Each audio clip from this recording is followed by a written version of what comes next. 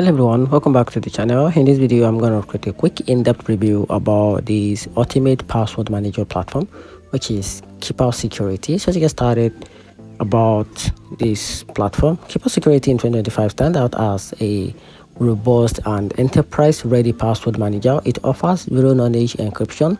It also offers a secure password storage, one-click autofill, and advanced features like dark web monitoring, secure file vault, and a role-based access control for team.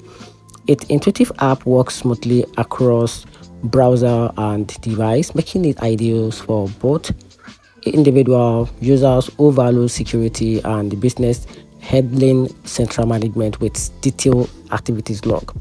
On the downside, some of Keeper's best features like dark web monitoring or secure file storage sit behind higher type plan, and its interface, while powerful, can feel a bit complex for a bit-time user.